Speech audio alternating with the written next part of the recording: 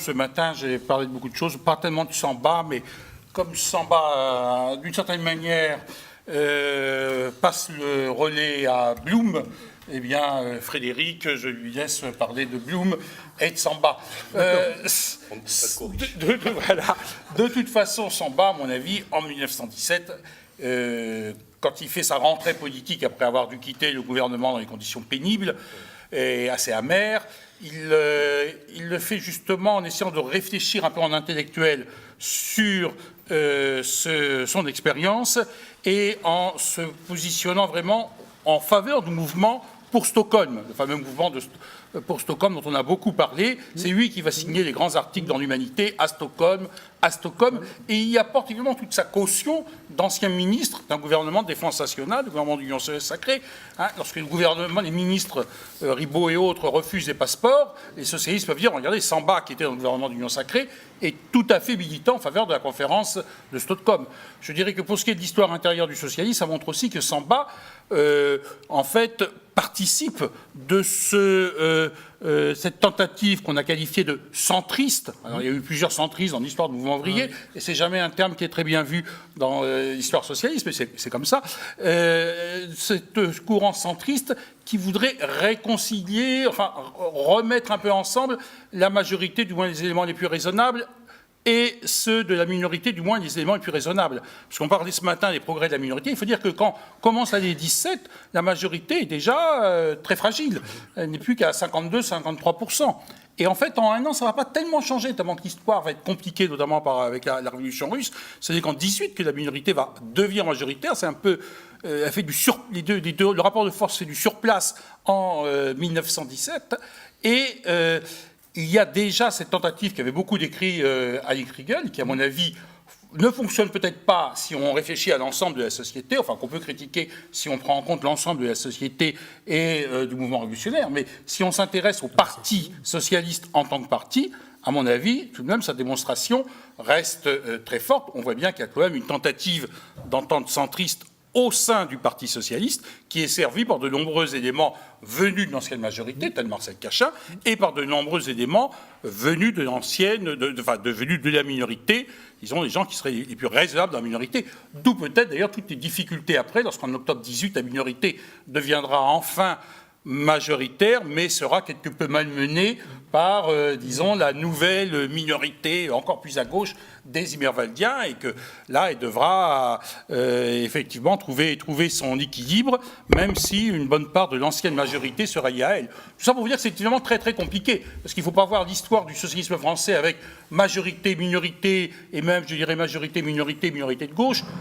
Il y a de la circulation, suivant le rapport de force, l'ennemi principal, enfin la contradiction principale ou la contradiction déterminante, ça me rappelle mes écoles fédérales de ma jeunesse, ça. La contradiction principale et la contradiction déterminante ne sont pas forcément les mêmes, et les problèmes politiques sont différents. Revenons à Longuet. Longuet, c'est quelqu'un qui était évidemment dans une situation tout à fait particulière, parce qu'il était à la fois le chef de file d'une des tendances importantes du socialisme pendant la guerre, parce que c'est lui qui avait été mis en avant par la minorité, peut-être à titre de symbole, parce qu'il était à la fois député, donc une fonction qui protège, journaliste à l'Humanité, issu d'une grande famille socialiste, fils de dirigeants socialistes, petit-fils de dirigeants, parce que vous savez, il ne faut pas oublier le fait qu'il était petit-fils de Karl Marx, ça indique tout de même quelque chose. Et même d'ailleurs, on ne pouvait pas le savoir en 1915, mais ça jouera un rôle pour la fin de la guerre, j'insiste toujours. Du côté de s'il descendait de Marx du côté de sa mère, du côté de son père, d'une certaine manière, il descendait un peu de Clémenceau, qui était le grand ami de son père. Et ça va jouer un certain rôle en 1917, 1918, 1919, lorsque Clémenceau dirigera le gouvernement.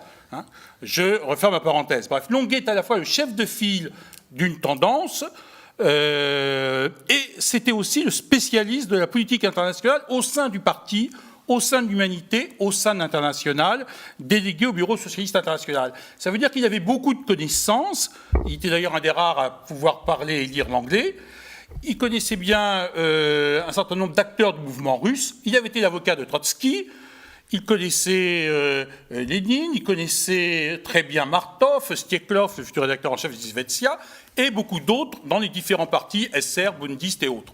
En même temps qu'il les connaissait très bien, ça veut dire aussi qu'il était très bien connu d'eux. Ce qui va parfois d'ailleurs expliquer sans doute certaines attitudes de la part des Russes qui savaient très bien avec Longuet à qui ils avaient affaire, et à mon avis, qui identifiaient bien Longuet comme un représentant de l'ancien monde, du socialisme, de la deuxième internationale, inséré dans la République et inséré dans disons une démarche internationale, mais d'un internationalisme de patrie qui, effectivement, était sans doute ceux qu'il voulait abattre. Et donc, à mon avis, ça a joué un rôle pour expliquer qu'il ne voulait surtout pas de lui. Alors, je passe sur la première période qu'on a vue ce matin, où Longuet, effectivement, s'enthousiasme pour la révolution de février 1917, et pour laquelle il colle finalement plutôt au mencheviks, avec toujours chez lui la recherche du dirigeant qui symbolise le mieux un mouvement à une époque donnée. C'est une démarche qu'on peut déjà aussi retrouver même chez Jaurès dans l'histoire de la Révolution française. Quel est l'homme qui représente le mouvement révolutionnaire? Ça aurait été Plekhanov avant 1914 en Russie. Désormais, on voit bien que pour Longuet, par exemple, c'est Tsereteli, qui est le dirigeant menchevik en qui il a plus confiance, et ça va évoluer ensuite. Lénine est quelqu'un qui est connu, qui est signalé. Les thèses d'avril, par exemple, de Lénine seront publiées dans le Populaire, mais il est considéré comme étant évidemment trop extrémiste, et ce n'est pas lui qui est mis en avant. Dès le départ, Longuet, tout en s'enthousiasmant pour la Révolution, manifeste quand même une certaine inquiétude qui, à mon avis, vient du fait que, il y a un certain... il y a un enthousiasme qu'il ne peut pas entièrement partager. Il sait très bien qu'il y a des fragilités dans le monde russe, notamment la fragilité nationale, il la connaît. Il a peur d'une explosion nationale du monde russe. Alors là, on retrouve, à mon avis, aussi parfois un peu le petit-fils de Marx, enfin quelqu'un qui a réfléchi sur la question nationale et qui a une position d'ailleurs très modérée, bien en conformité avec celle de Marx ou d'Engels en 1848. C'est-à-dire que la Pologne ou la Finlande ont droit à l'indépendance, mais ça ne saurait être le cas pour les autres. L'Ukraine, c'est la patrie de Pouchkine et de Gogol. Sa langue, ce n'est qu'un simple dialecte russe, et il n'est pas question que l'Ukraine se sépare de sa grande sœur slave. Si l'Ukraine se séparait de la Russie, eh bien ça voudrait dire qu'il y aurait 140 à 175 nationalités qui pourraient se séparer de la Russie. Cela condamnerait, disons, à la fois la révolution, ça serait le chaos, etc. Et de cela, Longuet ne veut pas du tout. Donc, il y a déjà un peu cette inquiétude face au mouvement national. Il y a une inquiétude, évidemment, sur savoir comment la Russie va se positionner dans la guerre. L'espérance de Longuet, c'est de prendre, effectivement, de chevaucher le ralliement du soviet de Pétrograd à la proposition de la conférence de Stockholm, et donc de se rallier pleinement à la conférence de Stockholm. Ça va vraiment être le leitmotiv de ces interventions pendant très longtemps, du printemps 1917 jusqu'à très tardivement dans l'année 1918. On peut dire que les socialistes français, notamment Longuet et ceux de son groupe, vont avoir tendance à considérer que cette conférence internationale est la solution qu'il faut imposer, car c'est la seule capable de résoudre les contradictions. Mais, comme nous le savons, et on a déjà beaucoup parlé de Stockholm aujourd'hui, cet événement virtuel ne deviendra jamais une réalité. En revanche, ce qui deviendra une réalité, c'est le 7 novembre 1917, la prise du pouvoir par les bolcheviks. Cette prise du pouvoir par les bolcheviks, visiblement, elle embarrasse considérablement Longuet et ses amis. Quand on lit ces articles, on voit qu'il répète sans arrêt « Nous ne savons rien de décisif, il faut attendre, la situation est trouble, chaotique, tragique, les renseignements sont suspects. » On peut toujours dire du mal de son gouvernement, on peut toujours, c'est ce que fait Longuet, on peut toujours dire des choses en faveur de l'union. Longuet ainsi met en avant les cheminots russes qui sont mencheviks et qui proposent une médiation, une réconciliation. Mais on voit très bien qu'il est très ennuyé par ce qui se passe. Pendant cette période, il a tendance à relayer effectivement des informations que lui donne souvent Martov, qui est un des mencheviks qu'il connaît bien, menchevik de la sous-tendance internationaliste, qui expose ses griefs à l'égard du nouveau gouvernement. Et on voit bien que, je dirais que de novembre 1917 jusqu'au novembre 1918, c'est tout de même la guerre qui est l'obsession fondamentale pour Longuet comme pour ses amis. Donc tout ce qu'il dit sur la Russie, c'est toujours un petit peu secondaire. C'est toujours par rapport à est-ce que les socialistes russes vont rester dans la guerre ou pas. Et on voit bien que Longuet fait tout pour minimiser le risque d'une paix séparée et pour au contraire essayer de faire que le gouvernement français négocie avec éventuellement les bolcheviks pour obtenir qu'ils se rallient à l'effort de guerre. Par exemple, au moment de la grande offensive d'Udendorf, je disais ce matin que Longuet participait à la politique de défense de son parti pour dire qu'il fallait tenir. Il explique aussi dans le Populaire que Trotsky veut réorganiser l'armée russe et la dresser devant les hordes ennemies. On essaye de trouver tous les éléments qui laissent espérer encore une entente possible jusqu'à ce que finalement la paix soit réellement totalement signée à Brest-Litovsk. Alors, Longuet ne cesse de dire, pour un spécialiste évidemment qui connaît mal la situation, en même temps il y a un certain nombre de renseignements, alors ça effectivement chez Sophie Queret ou chez d'autres on a souvent des indications sur ses correspondants, soit anglais, américains ou français, qui vont jouer un rôle important. Ça, je pensais à l'échange qu'il y a eu tout à l'heure sur l'intensité, effectivement, de cette expérience. Effectivement, il y a bien quand même quelque chose de très surprenant, puisque Pascal ou Sadoul, qu'on a déjà évoqué, ou René Marchand, qui était le correspondant du Figaro, autant de gens qui vont se rallier avec une ferveur que nous avons tendance à un peu à trouver religieuse comme ça au premier contact, je ne sais pas si ça tient Indré toujours l'analyse, au bolchevisme, alors que rien ne prédestinait ces gens qui avaient quand même une formation intellectuelle, politique et autres, à se rallier si facilement. Et pourtant, cela a eu lieu. Donc ça joue certainement un rôle dans l'amoindrissement des réserves de Longuet, même si par ailleurs il note encore souvent que Trotsky remplit de la prison Pierre et Paul de socialistes, et si on voit bien qu'il est extrêmement ennuyé.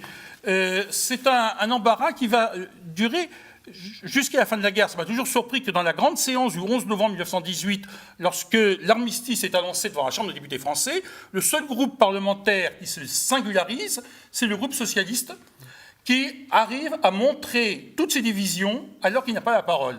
Il n'y a même qu'un groupe parlementaire socialiste pour pouvoir réussir à une telle opération. Parce qu'ils interrompent. Hein. Donc il y en a un qui crie « Vive la Révolution russe », l'autre qui crie « Vive la Constituante ». Donc ils s'interpellent de l'un à l'autre, alors que personne n'aurait dû parler. Hein. Il était facile de ne pas se faire remarquer pourtant. Bon, donc c'est évident devant tout le monde. À partir du 11 novembre 1918, la situation évidemment change. Pour Longuet, il n'y a plus de risque de défection russe, puisque la guerre est terminée.